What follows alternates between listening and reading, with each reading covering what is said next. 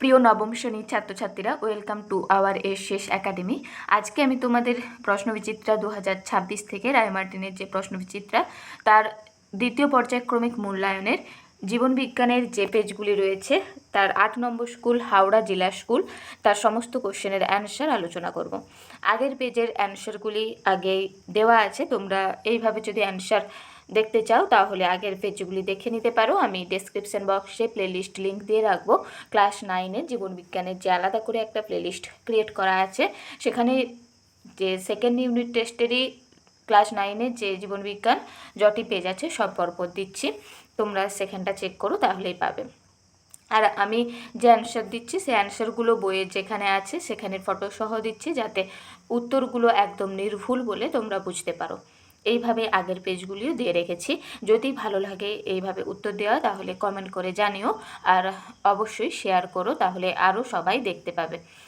তো চলো তাহলে শুরু করা যাক। প্রথম কোশ্চেন আছে, প্রদত্ত কোন জোড়টি সঠিক? সালোক সংশ্লেষ এর আলোক দশা স্ট্রোমায় হয়, স্ট্রোমায় হয় না গ্রানায় হয়, তোমরা জানো আগেও এই কোশ্চেনটা হয়েছে। গ্লাইকোলাইসিস মাইটোকন্ড্রিয়ায় নয় সাইটোপ্লাজমে হয়। ক্রেবস সাইকেল হলে মাইটোকন্ড্রিয়ায় হতো, তার মানে বি এর অপশনটা হচ্ছে না। সি এর অপশন আছে অক্সিজেন পরিবহন লোহিত রক্তকণিকা। দেখো, লোহিত রক্তকণিকার কাজ হচ্ছে শ্বাসবায়ু পরিবহন মানে অক্সিজেন পরিবহন, তার মানে সি এরটা হচ্ছে সঠিক অ্যান্সার। এরপর দুয়েরটা, গবলেট কোষ দেখা যায় আন্তরিক গ্রন্থিতে হবে, পাকস্থলীয় হবে না, অগ্নাশয় হবে না। দেখো, গবলেট কোষ দেখা যায় আন্তরিক গ্রন্থিতে। এরপর আছে তিনেরটা, কোন ডব্লিউবিসি অ্যালার্জি প্রতিরোধে অংশগ্রহণ করে? অ্যান্সার হবে ইওসিনোফিল। দেখো, ইওসিনোফিল শ্বেতকণিকা হিস্টামিন নিঃসরণ করে অ্যালার্জি প্রতিরোধ করে। এরপর আছে বৃক্কীয় নালিকার কোন অংশে হরমোনের নিয়ন্ত্রণে জলের পুনর্বিশোষণ হয়? এটা হবে দূরবর্তী সংবর্ত নালিকায়। দেখো, অ্যালডোস্টেরন বা এডিএইচ জলের পুনর্বিশোষণে সাহায্য করে, তার মানে হরমোনের ক্রিয়ায় পুনর্বিশোষণ হচ্ছে দূর সংবর্ত নালিকাতে। এরপর আছে পাঁচেরটা, হেপাটিক পোর্টাল সংবহন যে দুটি অঙ্গের মধ্যে অবস্থিত তা হলো যকৃৎ অ্যান্ড হৃৎপিণ্ড। দেখো, যকৃৎ থেকে হৃৎপিণ্ডে ফিরে আসে তাকে যকৃৎ পোর্টাল তন্ত্র। যকৃৎ পোর্টাল তন্ত্র মানেই হেপাটিক পোর্টাল সিস্টেম। এরপর আছে বিভাগ খ, দুইয়ের এটা। একের কোশ্চেন, হিমোলিম্ফ প্লাজমা ও হিমোসাইট নামক রক্তকোষ নিয়ে গঠিত। দেখো, হিমোলিম্ফ হচ্ছে প্লাজমা এবং হিমোসাইট নামক রক্তকোষ নিয়ে গঠিত, পেনটা ধরা আছে দেখতে পারবে। এরপর আছে দুয়েরটা, করোনারি সাইনাস ও ডান অলিন্দের সংযোগস্থলে থিবেসিয়ান কপাটিকা থাকে। দেখো, থিবেসিয়ান কপাটিকা করোনারি সাইনাস ও ডান অলিন্দের সংযোগস্থলে অবস্থিত। এরপর কোশ্চেন আছে তিনেরটা, হাঁপানির ওষুধ তৈরিতে ডাটুরিন উপাক্ষার ব্যবহৃত হয়। দেখো, ডাটুরিন হাঁপানি উপশমকারী ওষুধ তৈরি হয়। এরপর বিয়েরটা, বিসদৃশ্য শব্দটি বেছে লিখতে বলেছে। সিকাম, ডিওডিনাম, কোলন, মলাশয়। এখানে অ্যান্সার হচ্ছে ডিওডিনাম। দেখো, ক্ষুদ্রান্তের অংশগুলি হচ্ছে ডিওডিনাম, জেজুনাম আর ইলিয়াম, আর বৃহদন্তের অংশ হচ্ছে সিকাম, কোলন, মলাশয়। তার মানে সিকাম, কোলন আর মলাশয় হচ্ছে যেহেতু বৃহদন্তের অংশ, একমাত্র ক্ষুদ্রান্তের যে অংশ আছে ডিওডিনাম, তার মানে অ্যান্সার হচ্ছে ডিওডিনাম। এরপর আছে দুয়েরটা, হিজের বান্ডিল কোথা থেকে উৎপন্ন হয়? অ্যান্সার হবে এভি নোড। দেখো, হিজের বান্ডিল 4-এর দাগ যে, এটি এভি নোড থেকে উৎপন্ন হয়ে নিচের দিকে বিস্তৃত থাকে, তার মানে অ্যান্সার হবে এভি নোড। এরপর আছে তিনেরটা, অস্থিসন্ধিতে উপস্থিত তরলের নাম হচ্ছে সাইনোভিয়াল তরল। দেখো, সাইনোভিয়াল তরল অস্থিসন্ধিতে অবস্থিত। এরপর কোশ্চেন আছে চারেরটা, সম্পর্ক নির্ণয় করতে বলেছে। রবারের সাথে যদি সিস্টোলিথ সম্পর্কযুক্ত হয় তাহলে ওলের সাথে সম্পর্কযুক্ত হবে র্যাফাইড। দেখো, বট, রবার প্রভৃতি উদ্ভিদের সিস্টোলিথ আর কচু, ওল, কচুরিপানা প্রভৃতি উদ্ভিদের র্যাফাইড দেখা যায়, তার মানে র্যাফাইড সঞ্চিত থাকে, তার মানে অ্যান্সার হচ্ছে ওলের সাথে র্যাফাইড। এরপর সিয়েরটা, সক্রিয় পরিবহন ঘনত্বের নতিমাত্রায় বিপরীত দিকে ঘটে। দেখো, এটা হবে সত্য। সক্রিয় আয়ন পরিবহন, দেখো পেনটা ধরা আছে, আয়নগুলি ঘনত্ব নতিমাত্রার বিপক্ষে অর্থাৎ বিপরীতে এটিপির সাহায্যে চলাচল করে, তার মানে সক্রিয় পরিবহন ঘনত্বের নতিমাত্রার বিপরীতে ঘটে, তাহলে এটা হচ্ছে সত্য। এরপর দুয়েরটা আছে, ভ্রূণ অবস্থায় আর বেশি উৎপন্ন হয় যকৃৎ থেকে। এটা হচ্ছে মিথ্যা হবে। দেখো, লোহিত রক্তকণিকা ভ্রূণ অবস্থায় ভ্রূণের ভাস্কুলাস অঞ্চল থেকে, আর জন্মের 1 মাস পূর্বে যকৃৎ ও প্লীহার থেকে, এবং জন্মের পর লাল অস্থিমজ্জা থেকে উৎপন্ন হয়, তার মানে ভ্রূণ অবস্থায় ভ্রূণের ভাস্কুলাস অঞ্চলে থেকে হয়, তার মানে এটা হচ্ছে মিথ্যা। এরপর আছে তিনেরটা, প্রশ্বাস ক্রিয়ার সময় ডায়াফ্রাম সংকুচিত হয়। এটা সত্যই হবে। দেখো, প্রশ্বাস ক্রিয়ায় মধ্যচ্ছদা সংকুচিত হয়। মধ্যচ্ছদা মানে ডায়াফ্রাম, উপরে দেখো হাইলাইটার দেওয়া আছে, মধ্যচ্ছদাটা কি ডায়াফ্রাম বলে ইংলিশে, তার মানে মধ্যচ্ছদা প্রশ্বাসের সময় সংকুচিত হয়, এটা হচ্ছে সত্য হলো। এরপর ডি এর দাগ, বাম স্তম্ভ ও ডান স্তম্ভ মিলাতে বলেছে। এরিথ্রোপয়েটিন হচ্ছে বৃক্ক, দেখো অক্সিজেনের অভাব ঘটলে বৃক্ক এরিথ্রোপয়েটিন নামক হরমোন সদৃশ্য পদার্থ ক্ষরণ দ্বারা লোহিত রক্তকণিকা উৎপাদনকে ত্বরান্বিত করে, তার মানে এরিথ্রোপয়েটিনটা বৃক্ক থেকে ওই হরমোনটা ক্ষরিত হয়। এরপর হচ্ছে দুয়েরটা সিকাম, সিকাম দেখো বৃহদন্তের একটা অংশ হচ্ছে সিকাম, তার মানে অ্যান্সার বৃহদন্ত হবে সিকাম থেকে। তিনেরটা ক্ষারধর্মী লবণাক্ত তরল কলা, দেখো ক্ষারধর্মী তরল কলা হচ্ছে রক্ত, আর রক্তের যে কাজ দেখো জলের সমতা নিয়ন্ত্রণ, রক্ত দেহের কোষে এবং বিভিন্ন তরল অংশে জল সরবরাহ করে, আবার দেহে জলের পরিমাণ বেড়ে গেলে অতিরিক্ত জলকে বৃক্কে প্রেরণ করে, এভাবে রক্ত দেহে জলের সমতা বজায় রাখে। তার মানে ক্ষারধর্মী লবণাক্ত তরল কলা হচ্ছে রক্ত, যেটা দেহে জলের সমতা বজায় রাখে, এটা হচ্ছে অ্যান্সার। এরপর আছে বিভাগ গ, প্রদত্ত বিষয়ের উপর ভিত্তি করে শিরা ও ধমনির দুটি পার্থক্য লিখতে বলেছে। এই কোশ্চেনটা এতটা ইম্পর্টেন্ট যে দেখবে সব স্কুলেই তোমরা পাবে। এই কোশ্চেনটা অনেক রকমভাবে আসে, যে গঠনগত পার্থক্য, কার্যগত পার্থক্য, আবার এরভাবেও দিয়ে দিতে পারে যে মানে এক একটা পয়েন্ট দিয়ে দিল, তোমরা সব হিসাবেই করে রাখবে। এখানে যে পয়েন্ট আছে দেখো, উৎপত্তি হচ্ছে প্রথমটা, ধমনির উৎপত্তি স্থল হলো হৃৎপিণ্ড, আর মিলনস্থল হচ্ছে জালক, আর শিরার উৎপত্তি স্থল হচ্ছে জালক। মিলনস্থল লেখার দরকার নেই, যেহেতু উৎপত্তি বলেছে। আর বি এর বলেছে কপাটিকার অবস্থান, কপাটিকার অবস্থান হচ্ছে তিনের পয়েন্টটা, ধমনির মধ্যে কপাটিকা থাকে না, শিরায় হচ্ছে কপাটিকা থাকে। এরপর দুয়েরটা প্রাণীদেহের রেচনের প্রয়োজনীয়তা লেখো, 101 নম্বর পেজে রয়েছে তোমাদের টেক্সট বুকে। দেখো রেচনের যে গুরুত্ব, এটা হচ্ছে প্রাণীদেহের রেচনের গুরুত্বটাই দেওয়া আছে, এখান থেকে দেখে করে নিও। এরপর তিনেরটা বাষ্পমোচন একটি প্রয়োজনীয় ক্ষতিকারক প্রক্রিয়া, উক্তিটি তাৎপর্য লেখো। এটা যদি তোমরা বইয়ের থেকে লিখতে চাও তাহলে 60 নম্বর পেজে রয়েছে, দেখো আমি ফটোটা দিয়ে দিলাম। আর যদি সহায়িকা থেকে করতে চাও তাও দিয়ে রাখলাম, 239 আর 240 পেজে রয়েছে সহায়িকায়। দেখো এটা হচ্ছে সহায়িকায় আছে, যে যেমন অ্যান্সার করতে পারবে সেভাবে করো। এটা সহায়িকাটা একটু বড় করে দেওয়া আছে, আর বইয়ের শর্টে লেখানো আছে। এরপর হচ্ছে চারটা ত্রুটিপূর্ণ রক্ত সঞ্চালনের ফলাফল লেখো, সহায়িকায় 334 নম্বর পেজে 27 দাগের কোশ্চেন। বিসঙ্গতি বা কমফর্টেবল রক্ত সঞ্চালনের বিপত্তিগুলি উল্লেখ করে, এটাই হচ্ছে ওই কোশ্চেনটারই অ্যান্সার, তো এটা দেখে করে নিও। এরপর হচ্ছে 5 কোনো ব্যক্তি যদি অতিরিক্ত ধূমপান করেন তবে তার দেহে কিরূপ প্রভাব পড়তে পারে, এটা হবে 70 নম্বর পেজে, দেখো রয়েছে তোমাদের টেক্সট বুকেরই 70 নম্বর পেজে রয়েছে ধূমপানের ফলে যা যা অসুবিধা হয়, দেখো দাগ দেওয়া আছে, এখান থেকে দেখে করে নিও।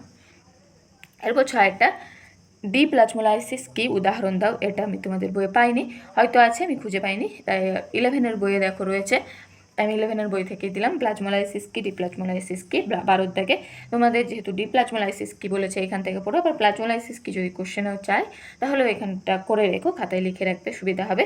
আর যে উদাহরণটা ডিপ্লাজমোলাইসিসের, দেখো এইটা 5 দাগের যে উদাহরণটা আছে, কয়েকটি কিসমিসকে জলপূর্ণ বিকারে, কিসমিস মানে প্লাজমোলাইজড, দেখো ডিপ্লাজমোলাইজড বলছে প্লাজমোলাইজড উদ্ভিদ কোষকে লঘুসারক দ্রবণে রাখলে অন্তঃবিশ্রবণ প্রক্রিয়ায় জলকোষের ভিতরে প্রবেশ করে কোষটি ফুলে ওঠে, একে ডিপ্লাজমোলাইসিস বলে। এখানে যে কিসমিস মানে আঙুর থেকে যে কিশমিশটা তৈরি হয় সেটা ডিপ্লাজমোলাইজড কোষ, মানে আঙুর থেকে জলটা বেরিয়ে গেছিলো, সেটাকে যদি আবার জলপূর্ণ বিকারে বা পেট্রো ডিসে রেখে দিলে কয়েক ঘন্টা পরে কিশমিশগুলি ফুলে আঙুর ফলের মতো আকৃতি ধারণ করবে। এক্ষেত্রে কিশমিশের কোষ রসের ঘনত্ব বিকারের জলের ঘনত্ব অপেক্ষা অনেক বেশি হয়, বিকারের জল অভিশ্রবণ প্রক্রিয়ায় কিশমিশের মধ্যে ঢুকেছে, ফলে কিশমিশগুলি রসফিত হয়ে ফুলে উঠেছে, এটাই হচ্ছে ডিপ্লাজমোলাইসিসের উদাহরণ। এরপর আছে 7 উদ্ভিদের জল শোষণে অন্তঃবিশ্রবণ প্রক্রিয়ার গুরুত্ব লেখো, 252 নম্বর পেজে রয়েছে সহায়িকার, এখান থেকে দেখে করে নিও। এরপর বিভাগ ঘ, প্রথম কোশ্চেনটা আছে তুমি ভাত, ডাল ও মাছ খেয়েছো, তোমার পৌষ্টিক নালীর বিভিন্ন অংশে খাদ্যগুলি কিভাবে পরিপাক হবে তা নিম্নলিখিত বিষয়গুলি অনুসরণ করে লেখো। স্থান লিখতে বলেছে, পরিপাকের পাকরসের নাম লিখতে বলেছে, সাবস্ট্রেটের নাম লিখতে বলেছে, উৎসেচকের নাম লিখতে বলেছে, এবং উৎপাদিত বস্তু যেটা হবে সেটাও লিখতে বলেছে। এটা বইয়ে তোমাদের ঠিকঠাক করে দেওয়া নেই, তাই আমি দেখো লিখে দিয়েছি। খাদ্য হচ্ছে ভাত, ভাতে যে শ্বেতসার থাকে সেটা প্রথমে আমাদের মুখ্য গহ্বরে পরিপাক হয়, দেখো মুখগহ্বরে যে পরিপাক হয় সেখানে পাকরস হচ্ছে লালারস, সাবস্ট্রেট হচ্ছে শ্বেতসার, উৎসেচক হচ্ছে ডায়ালিন, আর উৎপাদিত বস্তু হচ্ছে মল্টোজ। আবার এইটা তারপর মুখগহ্বরে যেটা পরিপাক হচ্ছে সেটা আবার ক্ষুদ্রান্তে যায়, ক্ষুদ্রান্তে গেলে পাকরস হচ্ছে অগ্নাশয় রস আর আন্তিক রস, সাবস্ট্রেটের নাম দেখো আগে যে মল্টোজ সেটা স্টার্চ ও মল্টোজ, শ্বেতসার স্টার্চ ও মল্টোজ, আর উৎসেচকের নাম হচ্ছে অ্যামাইলেজ ও মল্টেজ, উৎপাদিত বস্তু হচ্ছে গ্লুকোজ। তার মানে ভাতটা মুখগহ্বর থেকে শুরু হয়ে একদম ক্ষুদ্রান্তে যে যে গ্লুকোজে পরিণত হচ্ছে, মানে পুরোটা চলছে। এরপর ডাল প্রোটিন, এটা প্রথমে পাকস্থলীয় পরিপাক হয়, পাকরসের নাম গ্যাস্ট্রিক রস, সেখানে সাবস্ট্রেট হচ্ছে প্রোটিন, উৎসেচকের নাম পেপসিন, উৎপাদিত বস্তু হচ্ছে পেপটন। এই পেপটনটাই আবার ক্ষুদ্রান্তে গিয়ে দেখো অগ্নাশয় রস ও আন্তিক রসের সাথে মিলে এই পেপটনটাই ট্রিপসিন ও পেপটিডেজ উৎসেচকের সাহায্যে অ্যামাইনো অ্যাসিডে পরিণত হয়। তার মানে ডালটা প্রথমে পাকস্থলী, তারপর ক্ষুদ্রান্তে পরিপাক হওয়ার পর অ্যামাইনো অ্যাসিডে পরিণত হয়, পুরোটাই লিখতে হবে। এরপর হচ্ছে মাছ, মাছে প্রোটিনও থাকে, ফ্যাটও কিছুটা থাকে। স্থান হচ্ছে পাকস্থলীয় ক্ষুদ্রান্ত, পাকরসের নাম গ্যাস্ট্রিক রস, পিত্তরস অগ্নাশয় রস, সাবস্ট্রেটের নাম হচ্ছে প্রোটিন ও স্নেহ, উৎসেচকের নাম পেপসিন ও লাইফেজ, উৎপাদিত বস্তু হচ্ছে অ্যামাইনো অ্যাসিড, ফ্যাটি অ্যাসিড ও গ্লিসারল। দেখো আমরা জানি কার্বোহাইড্রেটের সরল রূপ হচ্ছে গ্লুকোজ, তার মানে যেটা শ্বেতসার জাতীয় খাদ্য হবে সেটার স্থান, পাকরসের নাম, সাবস্ট্রেটের নাম, উৎসেচকের নাম, উৎপাদিত বস্তু একই থাকবে। যদি ভাতের বদলে অন্যান্য কোনো রুটি দিত তাইও শ্বেতসার হতো, তাহলেও কিন্তু প্রথমে মুখ্য হবো, তারপর ক্ষুদ্রান্ত, একদম শেষ পর্যন্ত গ্লুকোজ দিতে হতো। প্রোটিন থেকে অ্যামাইনো অ্যাসিড শেষ পর্যন্ত তৈরি হয়। প্রোটিন জাতীয় যে কোনো খাদ্য, মাংস, মাছ, সবেরই খানিকটা এভাবেই হবে। আর স্নেহ থাকলে এরকমই হবে, শুধু খাদ্যের জায়গায় নামগুলো তোমরা চেঞ্জ করে করে দেখবে। যেরকম নাম থাকবে যে শ্বেতসার জাতীয় কি, প্রোটিন জাতীয় কি, ফ্যাট জাতীয়, সেই হিসাবে লিখবে। আর স্থানটা সবেরই একই থাকবে, স্থান, পাকরসের নাম, সাবস্ট্রেটের নাম সব এক থাকবে। এরপর আছে অথবার কোশ্চেনটা, লসিকার দুটি কাজ লেখো। দেখো লসিকার কাজগুলি দেওয়া রইলো এখান থেকে, পেজ নম্বর 91 নম্বর পেজে তোমাদের বইয়েই পেয়ে যাবে। এরপর রক্ততঞ্চনের বিভিন্ন পদ্ধতিটি ব্যাখ্যা করতে বলেছে, অথবার কোশ্চেনে আছে মানুষের রক্ততঞ্চন পদ্ধতিটি বর্ণনা দাও। এটা 97 নম্বর পেজে রয়েছে, তোমাদের বইয়েরই, এখান থেকে দেখে করে নিও। এরপর 2 কোশ্চেন, শালক সংশ্লেষ ও শ্বসন পরস্পর বিপরীতমুখী প্রক্রিয়া, উক্তিটির সমর্থনে 3টি যুক্তি দাও। এই কোশ্চেনটা আমি তোমাদের বইয়ে পাইনি, যদি পেয়ে থাকো তোমরা তাহলে কমেন্টে লিখো, যদি কেউ জানো বা পাও। আমি তাই 11 বই থেকে অ্যান্সারটা দিয়েছি। এখানে একদম দেখো শালক সংশ্লেষ ও শ্বসন পরস্পর বিপরীতমুখী শারীরবৃত্তীয় প্রক্রিয়া, সেটা পুরোটা ভালোভাবে ব্যাখ্যা করে দেওয়া আছে। তোমরা এখান থেকে 2 বা 3টা পয়েন্ট লিখো, তাহলেও চলবে, পুরোটা না লিখলেও চলবে।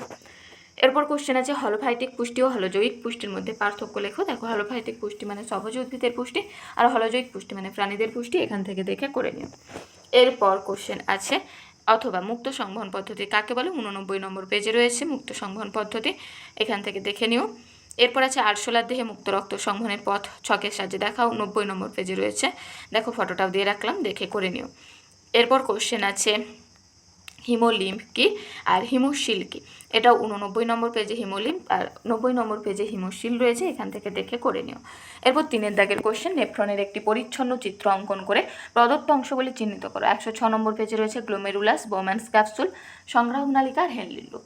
দেখো গ্লোমেরুলাস হচ্ছে, আমি যে পয়েন্টিং করে রেখেছি ABCD বলে, সি এর দাগটা হচ্ছে গ্লোমেরুলাস, তারপর বোম্যান্স ক্যাপসুল হচ্ছে আমার চিহ্নিত, দেখো বি এর দাগটা, আর সংগ্রাহক নালিকা হচ্ছে জে এর দাগে হচ্ছে সংগ্রাহী নালিকা, আর ডি হেনলির লুপ হচ্ছে দেখো নিচে জি এর দাগটা, এইভাবে দেখে তোমরা করে নিও। এরপর আছে যে হৃৎপিণ্ডের, মানব হৃৎপিণ্ডের লম্বচ্ছেদের চিহ্নিত ও চিত্র অঙ্কন করে রক্ত সংবহন পথ নির্দেশ করো, 99 নম্বর পেজে রয়েছে, এখানটা দেখো, এখান থেকে দেখে তোমরা করে নিও। এটাই হচ্ছে শেষ কোশ্চেন।